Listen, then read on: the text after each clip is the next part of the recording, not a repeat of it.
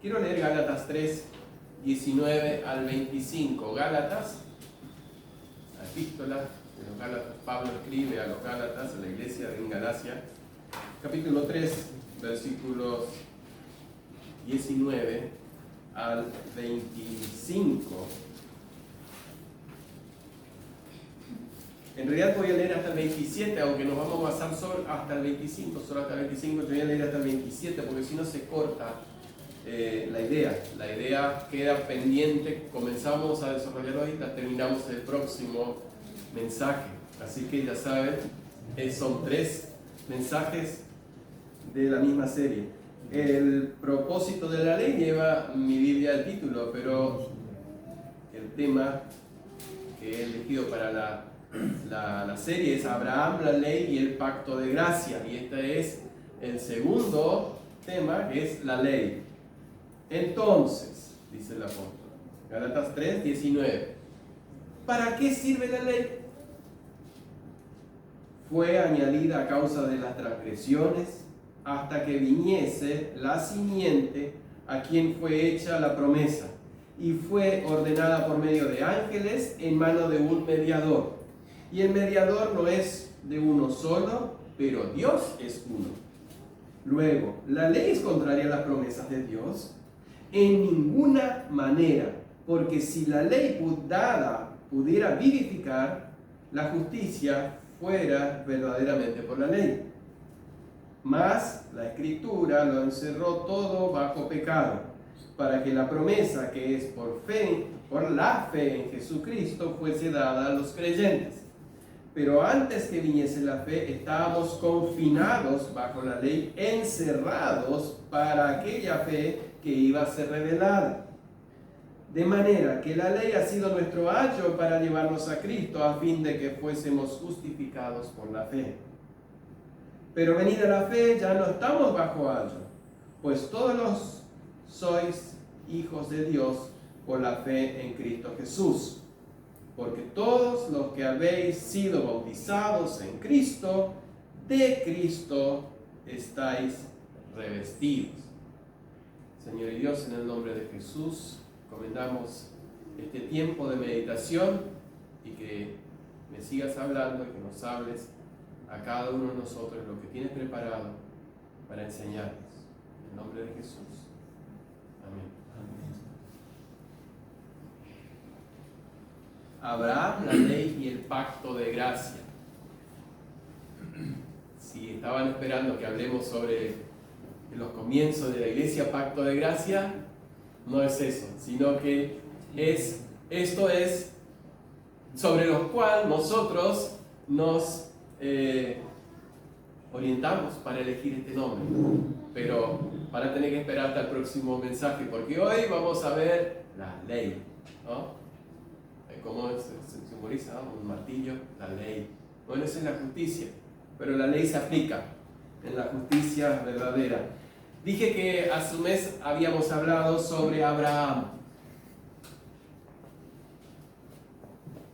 Y en el cual, en ese tema vimos 4 puntos, desarrollamos 4 puntos y quiero comentarles o hacerles recordarlo. Que primero, que la salvación es por la fe y no por las obras de la ley. Pablo ahí en Gálatas 3, del 1 al 18, estaba desarrollando el tema que la salvación es por la fe y no por las obras de la ley. No somos salvos por las obras de la ley. El propósito que Pablo tiene de usar términos duros, porque les dice tonto a los Gálatas, lo dije, y es suave, por nuestra traducción usa palabras más suaves, pero en el original dice eso, es porque se habían olvidado de que habían sido salvos por gracia. Los Gálatas entonces él les quiere llamar la atención con términos duros. En segundo lugar, él habla de que, dándoles un ejemplo, de que no es por la ley, sino como fue Abraham. Abraham fue justificado por la fe, creyendo la promesa. Tercer lugar, que el que se pone bajo la ley, y esto los jueves no estábamos charlando, había comentarios, cuando Lucas estaba desarrollando el tema de las divinidades o de la manera en que se expresan los hombres en buscar a Dios o su propio Dios. Dijimos, ¿y qué grupo caben los que se ponen bajo la ley? Dice que se ponen bajo maldición. Pero somos liberados por la fe. Y en cuarto lugar, vuelve a hablar de Abraham, porque Abraham es el centro, es el padre de nuestra fe. Y es el pacto donde Dios comienza un pueblo que está elegido para sí. Y termina diciendo que todos los que somos de fe en Jesús, somos hijos de Abraham por la fe. Todos nosotros, los que creemos en Jesús, somos hijos o somos de la simiente, ¿sí?, de Abraham por la fe. Entonces vamos hoy ya al tema de hoy, que es la ineficacia de la ley en la obra de la salvación. Él va a volver a hablar de la ley porque es tan importante dejarlo bien claro. Y espero que tal vez ustedes ya lo tengan en una manera clara, pero si alguien tiene alguna duda podemos aclarar el tema de la ley acá en base a Gálatas. Y en primer lugar, en el versículo 19, el apóstol Pablo habla de que la ley no quitó las transgresiones. Y la primera pregunta que le hace es, ¿para qué sirve la ley? Si Dios llamó a Abraham y dijo, en ti serán benditas las naciones de la tierra, voy a formar una nación a partir de vos o de ti. ¿Para qué 400 años después Dios manda la ley? ¿Y para qué sirve esa ley? Si ya hay un pacto y el pacto no puede ser cambiado, como lo habíamos visto la última vez, ¿para qué sirve la ley? Y aclara acá que fue añadida. No cambió Dios el pacto. La fe de Abraham no cambió por haber una ley. La salvación no cambió por ahora a partir de Moisés es por la ley, por cumplir la ley, sino que sigue siendo la misma. Solamente se agregó, dice, por las transgresiones. No dice a causa del pecado, presta atención, habla de transgresión. Ustedes saben que la transgresión es cuando hay una ley y se pasa por encima o no se la cumple. Eso es transgresión. Pero cuando no hay una ley, no hay transgresión. El único, y lo leyó hoy Sofi en el pasaje romano, si se acuerdan, Romanos 5, 12 en adelante, decía que los que pecaron después de Adán no pecaron a la manera de Adán. Adán sí transgredió un mandamiento, pero los demás no. ¿Y qué? ¿No hubo salvos? ¿Cómo fue? Gracias a Dios leemos que Dios tuvo su pueblo siempre y por la fe caminó Enoc. Por la fe Noé construyó el arca en que, así dice Hebreo, ¿no?, su familia se salvase. Y sigue. Y por la fe Abraham. Y sigue. La fe no cambia. La fe no se invalida por la ley. Ahora, esa fue la manera de buscar a Dios. Y Dios esperaba, porque dice que a partir del capítulo 4, 5 de Génesis empezaron los hombres a invocar el nombre de Dios. ¿Dónde estás? Quiero conocerte. Pero seguían pecando. Abraham siguió pecando. Aparece entonces la ley ¿para qué? Acá lo dice. A causa de las transgresiones, hasta que viniese la simiente que fue hecha la promesa. Romanos, para estar un poquito más claro, lo tenemos que ver en Romanos 4:15 y 7:7-9. ¿Por qué está la ley? Ahí Pablo explaya un poquito más para qué entonces Dios envió o dio la ley. 4:15 Pues la ley produce ira, pero donde no hay ley tampoco hay transgresión. Eso es lo que estaba hablando recién del tema de la transgresión. Donde hay ley aparece el pecado, se manifiesta el pecado. Y eso es lo que Pablo va a decir en el capítulo 7, 7 al 9, como les dije, va a explicar. Y yo sin ley vivía en un tiempo, pero venido el mandamiento, el pecado revivió y yo morí. Y hallé que el mismo mandamiento que era para mi vida, perdón, yo me adelanté, del 7 es, ¿qué diremos pues? ¿La ley es pecado? De ninguna manera. Pero yo no conocí el pecado sino por la ley, porque tampoco conociera la codicia si no fuese por la ley, que dijera, no codiciarás. Mas el pecado, tomando ocasión por el mandamiento, produjo en mí toda codicia, porque sin la ley el pecado está muerto. Y yo sin ley, ahora sí, vivía en un tiempo, pero en el mandamiento el pecado vivió y yo morí. Lo que hace la ley es mostrarnos el pecado. Hasta ahí vamos bien. No creo que tengamos dudas, ¿no? La ley nos muestra lo que es el pecado. La ley entonces fue puesta para demostrar a Israel, porque decía, no, Dios nos eligió, ahora somos un pueblo santo, vamos a pasar el mal. Pueblo perfecto. ¿Qué pasó? Cuando Dios les da los 10 mandamientos, se dan cuenta que no eran tan perfectos. Que Dios no los eligió porque eran los mejores y que en Egipto ellos brillaban por su luz. Es más, mientras que Dios estaba dando la ley, ellos ya estaban haciendo un becerro para adorarlo. Dios le estaba dando a Moisés la ley en el monte. Ahora, antes de cerrar este versículo 19, quiero leerles lo que dice la Biblia en lenguaje sencillo, una traducción, una paráfrasis, mejor dicho, para que se entienda mejor. Pues, después de hacerle su promesa a Abraham, Dios nos dio la ley para mostrarnos lo que estábamos haciendo mal. Ahí está el principio. ¿Para qué Dios dio la ley? Pero esta ley serviría solo hasta que viniera el descendiente de Abraham, a quien Dios le hizo la promesa. Gálatas 3:19, en Biblia, lenguaje sencillo. Está claro el sentido entonces del por qué la ley. No es para que peque menos. Pablo dice en Romanos que incluso peco más, porque cobra en mí el deseo, la codicia. Cuando dice no codiciarás, parece que mi cuerpo, mi carne desea más codiciar. Eso lo dice Pablo. La ley más bien estimula el pecado según Romanos 5:20 y 7:13. Hasta ahí bien. Ahora, ese versículo tiene algo curioso y que nos puede llamar la atención. No sé si les llamó la atención. Dice que fue dado por medio de ángeles. Interesante. Bueno, no es el único texto. Hay varios textos más que dicen que la ley, por ejemplo, en Deuteronomio 33:2, Salmo 68:17, no los vamos a buscar.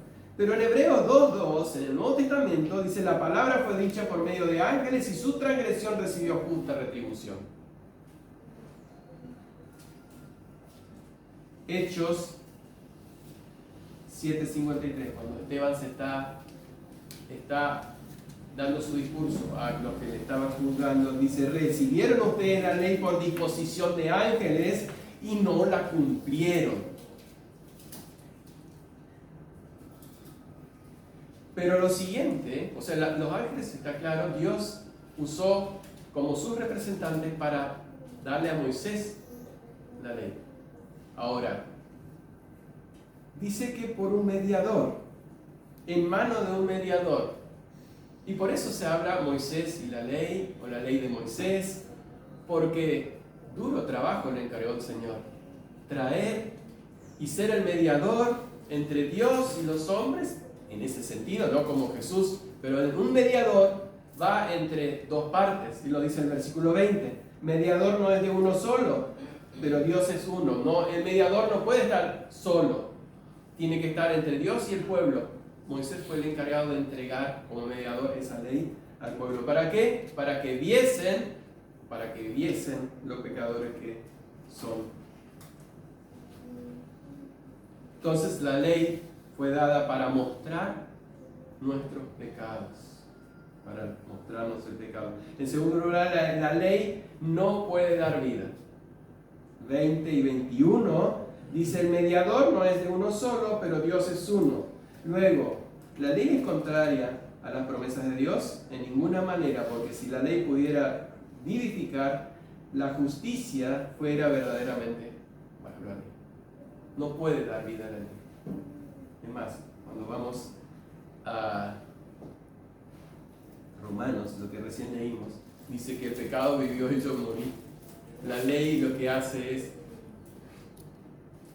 mostrarte lo pecador, mostrarte el pecado, pero no puede mostrarte el pecado y darte vida. No puedes cumplir la ley y decir: tengo vida en Jesús. Ahora, sin la intervención, sin la salvación por la fe. La ley por sí misma, en sí misma, no puede dar vida. El que depende de la ley, lo que habíamos visto en el mensaje anterior, no puede ser salvo. Y si fuiste salvo, y si yo ahora dependo de la ley para mantenerme salvo, tampoco no te puede mantener salvo la ley.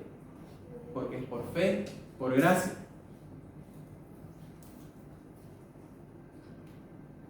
La pregunta crucial es: ¿la ley es contraria a las promesas de Dios? Acá viene el tema. Si Dios elige por la fe a Abraham, ¿qué cambia Dios? Ahora dice: bueno, a partir de ahora la ley. Algún día vamos a ver cómo solucionamos esto, vamos a mandar a Jesús. Dios empieza a ver qué es mejor, prueba. Bueno, eso es lo que también Lucas mencionaba el jueves, que Dios como que se adapta a las épocas. Lamentablemente hay creyentes que creen eso. Que Dios era malo en el Antiguo Testamento, era justo, era un Dios de ira, y en el Nuevo Testamento es puro amor, perdona a todos, se sienta y pone a todos sobre su regazo. Dios no cambia, es el mismo Dios. Aunque la pregunta la va a contestar si la ley es contraria a las promesas en los siguientes versículos, él enseguida dice no, como que no pierde tiempo. Pablo acá dice no es contraria a las promesas. De ninguna manera, porque no puede dar vida.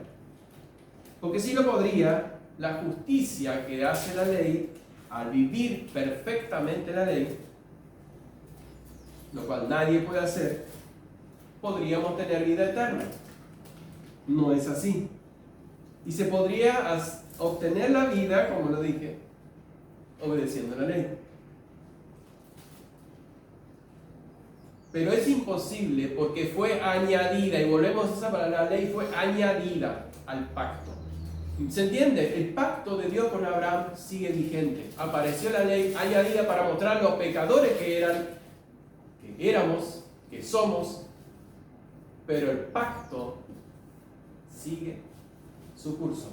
Y va a venir a Cristo a renovar el pacto, porque lo va a hacer en su sangre, para que en Él, por la fe en Él, tengamos remisión de pecados.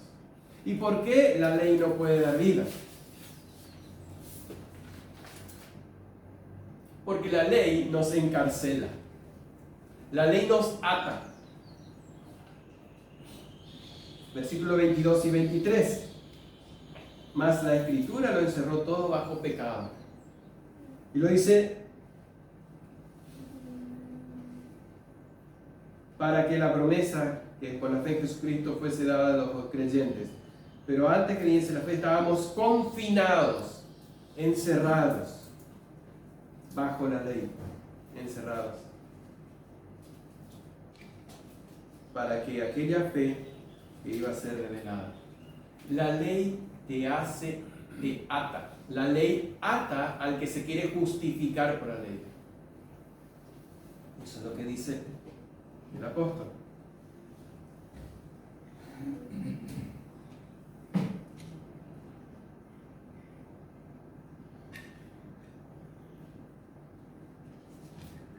Vemos cuando Pablo en el Nuevo Testamento, en varios lugares, dice a los corintios principalmente, que empiezan a moverse por reglas, ritos, y quieren con eso agradar a Dios. O los gálatas, que vuelven a la ley para querer mostrar lo buenos que son delante de Dios. Y eso te hace En vez de libre, otra vez encarcelado, otra vez atado a esa ley. Porque Dios mismo proveyó la libertad en Cristo. Yo he venido para que sean libres. Traje la libertad. Pero que Dios cumplió, o la ley cumplió su propósito de mostrarnos al encerrarnos, decir, ¿y ahora qué hago? Yo quiero ser libre, quiero salir, esto me ata.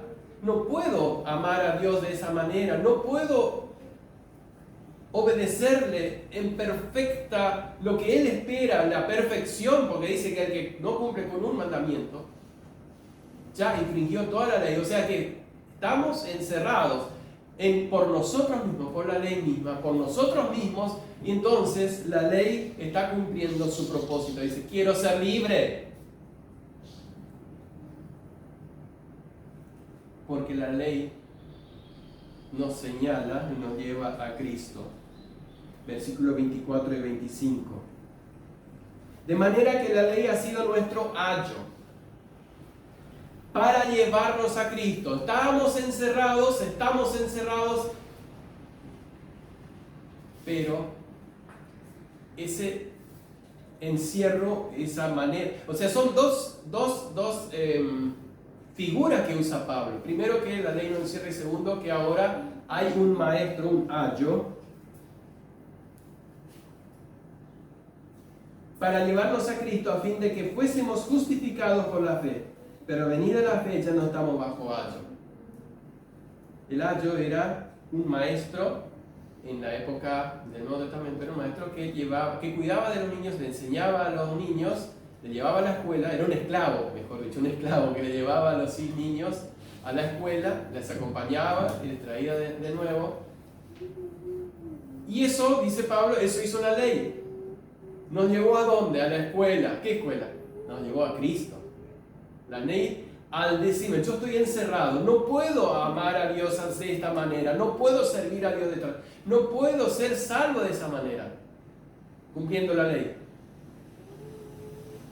Eso produce en mí el deseo de la libertad a llevarme a Cristo.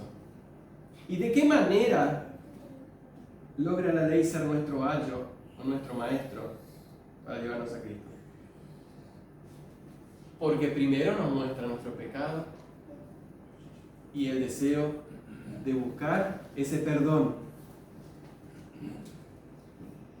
Porque la ley produce, en vez de vida, nos produce muerte. El pecado revivió y yo morí, el pecado me engañó, dice Romanos 7, del 7 al 11. En efecto, dice que al recibir el mandamiento fue contrario al efecto que se esperaba.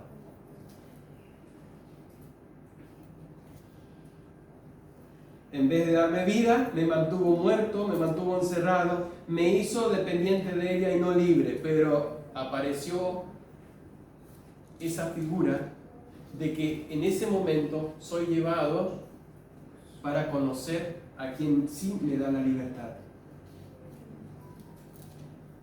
Y ahí sigue Pablo diciendo que la única salida, la única libertad es ese esclavo, esa ley que nos lleva a decir, necesito del Salvador. El versículo 25 nos habla de que somos liberados de nuestro ayo y ahora pasamos a ser hijos de Dios. Venida la fe, ya no estamos bajo ayo. Ese es el principio del próximo mensaje. Cómo entramos en el pacto, habiendo venido de la mano de un esclavo, que es la ley, y conocemos al que nos da vida. Pero quiero en este momento, antes de terminar como último punto, hacer una pregunta. Tal vez alguno se la hizo mientras que estábamos hablando. entre la ley, la fe y la gracia. Este es el título, ¿no? Entre este tema que estamos tratando. ¿Qué rol juega mi libre elección? O sea, yo no, si no quiero, no me pongo bajo la ley. Si no quiero, sí. O por el otro lado, yo quiero obedecer a Dios, no me importa la ley. Yo quiero obedecer a Dios. ¿Qué rol juega la libre elección o tenemos libre albedrío? Quiero tomarme un tiempo para ver ese tema. ¿Qué es? Hemos hablado de que la ley nos encarcela, que entonces no tenemos libre albedrío. Pero la Biblia dice que tenemos libre albedrío. ¿Cómo es eso? Quería definir un poco lo que es el libre albedrío, pero hay por lo menos dos posturas. Una es humanista y antibíblica, y la otra es la que podemos traer de la Biblia. Hay otras más, pero las dos principales son estas. La primera es que el hombre tiene libre albedrío, es libre de decidir por sí mismo sin ninguna condición previa. Vamos y decidimos un día de estos seguir a Cristo, otro día sin condiciones peco, sin nada que me lleve a eso peco. ¿Eso está bien? ¿Es así? ¿Qué piensan ustedes? Dice que el ser humano toma decisiones sin condiciones, es la elección sin condiciones previas. Esto es imposible. Es ilógico e irracional y antibíblico también. Pensemos un poquito antes de ver la segunda opción. Cuando ustedes entraron, ¿por qué eligieron la silla que se sentaron? Era la única que me quedaba libre. Una buena elección, pero estaba condicionada. Pero decidí por algún motivo. El aire. ¿Eh? Por el aire. Por el aire. Ah, por el aire, muy bien. Viste que había una condición. Tomen cualquier decisión, cualquier elección que ustedes hagan, siempre, o sea, nunca lo van a hacer porque simplemente se les surgió. Y a veces pensamos porque simplemente se nos surgió, tenemos condiciones que nos llevan a eso. A ver, hay estudios que demuestran que las personas, que hay un tipo de personas que son más introvertidas, cuando hay un banco donde sentarse, se sientan en el extremo. 100%. Los estudios lo confirmaron. Si lo estudias con una cámara, no sé cómo hicieron. El que es introvertido se sienta en el extremo porque no quiere. Se quiere estar medio. Cuando vienen de más personas, quiere estar al costado. Lo hacemos porque ya nos lleva a eso, porque somos introvertidos, porque son introvertidos. Otros se sientan en el medio. ¿Por qué? Porque quieren estar en el medio de la multitud. Piensen, tengan en cuenta ustedes, ¿cómo se sientan ustedes cuando van a un lugar donde buscan sentarse? Bueno, eso es algo que los profesionales hicieron. Nosotros no tomamos decisiones libres totalmente, siempre estamos condicionados a algo. Por eso es esta postura, además de ser antibíblica, es irracional. Ahora, la segunda que quiero detenerme un poquito y que nos puede ayudar el tema sobre el pecado es lo que dice la Biblia. La Biblia se ocupa mucho, no solo en las elecciones que hacemos, sino el motivo por lo cual elegimos. Tú eliges venir o no venir a reunirte. Para dar un ejemplo nomás, ser lo más cercano, pero Dios mira detrás lo que hay esa elección. ¿Por qué tomaste esa decisión? Ahí está donde Dios se ocupa, y podemos decir en términos humanos, se preocupa por nosotros. ¿Por qué eliges? Ahí está el meollo. Según la definición de libre albedrío, tal cual como suena, y como por eso se malinterpreta, el libre albedrío es una decisión totalmente sin condiciones previas. Según la Biblia, solo Adán y Eva lo tuvieron. Dios lo creó con esa libertad de obedecerle. Y ellos no tuvieron ninguna condición. Me decía, apareció Satanás, sí, claro, una condición externa, pero ellos podían decidir no obedecer lo que Satanás les estaba proponiendo. A partir de esa mala elección, no le vamos a culpar a ellos ahora. Si yo estaría en ese lugar, seguramente hubiera hecho lo mismo. Soy hijo de Adán. Ahora, esa mala elección nos ató ahora de una manera que ya no podemos ser libres.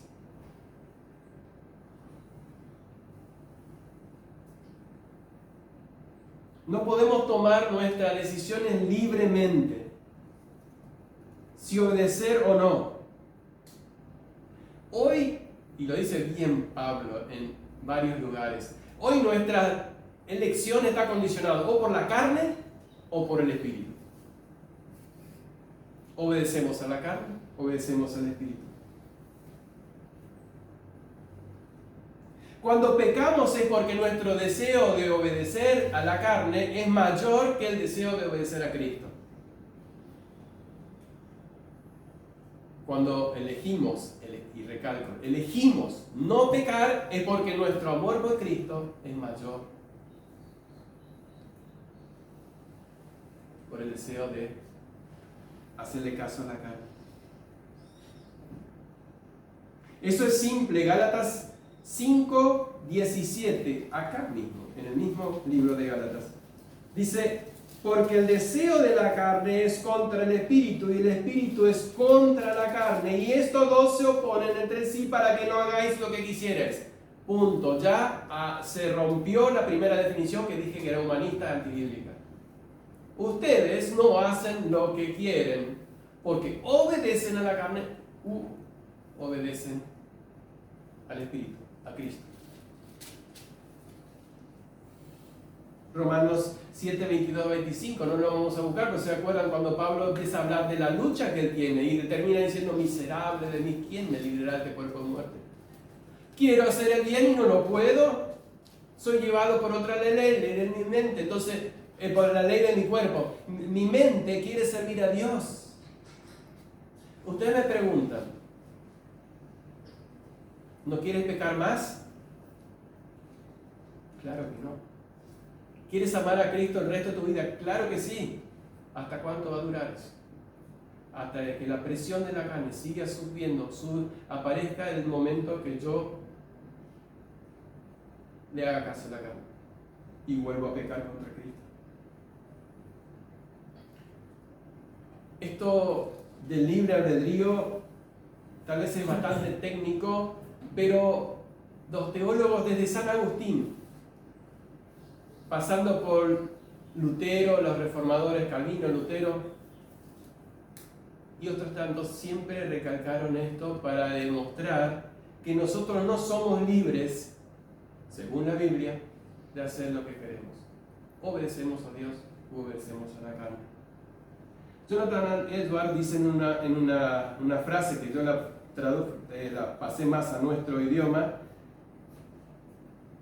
que cada vez que pecas, lo que esa acción indica es que al momento de pecar, tu deseo de cometer el pecado es mayor en ese momento que tu deseo de obedecer a Cristo. Ahí está juega con nuestros deseos. Cuando yo elijo pecar es porque mi deseo de pecar es mayor que mi deseo de obedecer a Cristo. Si tu deseo de obedecer a Cristo fuera mayor que tu deseo de cometer el pecado, ¿qué harías? Obedecerías a Cristo, no pecarías.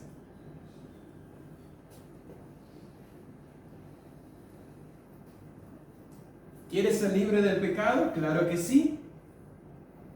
Pero tenemos esa libertad de decidir porque aunque fue quebrantada, aunque ahora nuestra libertad está condicionada, somos libres pero condicionados a una cosa. Y acá viene la lucha del creyente, y es lo que Pablo recalca bastante en el capítulo 7 de Romanos. Estamos en lucha contra nosotros mismos. Alguien dijo que nuestro mayor enemigo somos nosotros mismos. Cada vez le estoy dando más razón cuando me estoy conociendo a mí mismo.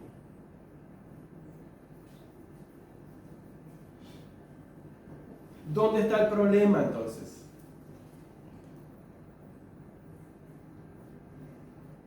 ¿Dónde está el problema? En el corazón.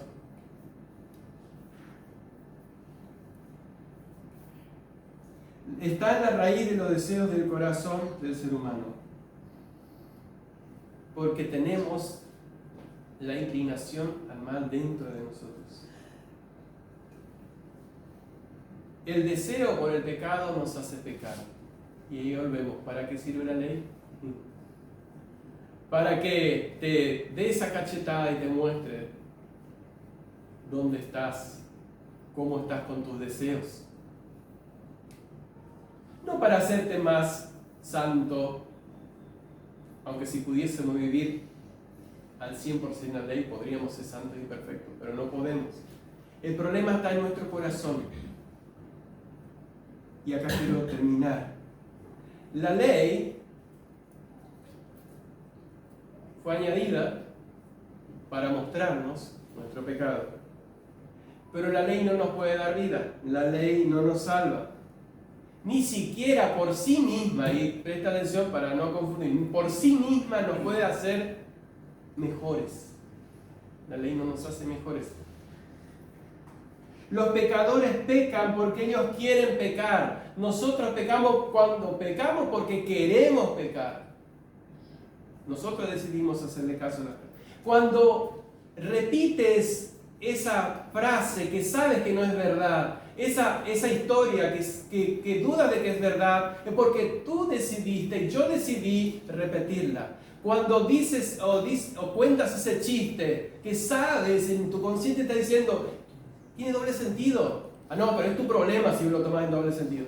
Has decidido a pecar. Cuando miras algo, cuando miro algo que es contrario al deseo o a la gloria de Cristo, es porque yo decidí mirarlo. Yo decidí hacerle caso. Mi carne me está diciendo, dale, que va a estar lindo. Dulces son las palabras del chismoso, dice Proverbios. El pecado. Por eso a veces decimos que el que se divierte acá no conociendo a Cristo, déjalo que se divierta. Ya va a tener tiempo donde será juzgado. Los pecadores pecan porque ellos quieren pecar, por lo tanto pecan libremente, nadie les empuja. Yo decido hacerle caso a mi carne. La pregunta es para cada uno de nosotros, ¿cuántas veces tu deseo por Cristo evita el pecado? Tu deseo por obedecer a Cristo evita el pecado. ¿Cuántas veces? ¿Cómo estamos en nuestro andar diario? ¿Cómo nos levantamos? ¿Por dónde empezamos nuestro día? ¿Por cuál deseo comenzamos? Y por último, los que rechazan a Cristo, lo rechazan libremente, porque a veces te preguntan, ¿y qué de aquellos que no quieren saber nada de Dios? O aquellos que nunca escucharon. Los pecadores que rechazan a Cristo lo hacen porque ellos quieren rechazar a Cristo libremente, nadie les obliga. Así que la libertad que Cristo nos da, nos ofrece, está disponible. El problema es que tenemos a alguien que va contra esa libertad y nos quiere volver otra vez a la esclavitud del pecado. Nuestra carne va a estar tirando para un lado, mientras que sabes que Cristo, el amar a Cristo, obedecer a Cristo trae muchos frutos y mucho gozo. En cambio la carne te va a traer muchas espinas, muchos dolores.